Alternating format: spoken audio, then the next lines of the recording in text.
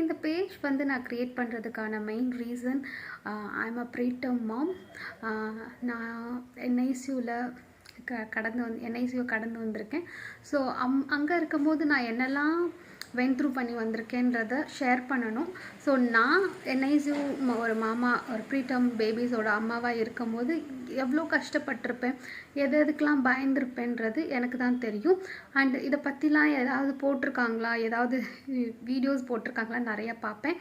அப்படி பார்க்கும்போது யூடியூப்பில் வந்து நிறைய ஃபாரினர்ஸ் போட்டிருந்தாங்க, அப்புறம் ஹிந்தியில் போட்டிருந்தாங்க. ஸோ நம்ம தமிழில் வந்து யாருமே ரொம்ப எலாபரேட்டாக போடல.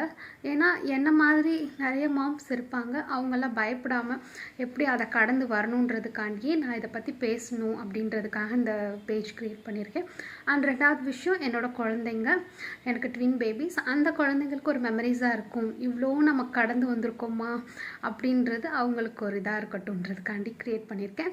அண்ட் இதை பற்றின விஷயம் தான் அடுத்தடுத்து கண்டென்ட்டாக வரும். ஸோ இதை பற்றி உங்களுக்கு தெரிஞ்சுக்கணும்னு நினச்சிங்கன்னா இந்த பேஜை ஃபாலோ பண்ணிக்கோங்க. அண்ட் உங்களுக்கு யாராவது ப்ரீடம் மாம்ஸ் இருந்தாங்கன்னா ஷேர் பண்ணிக்கோங்க.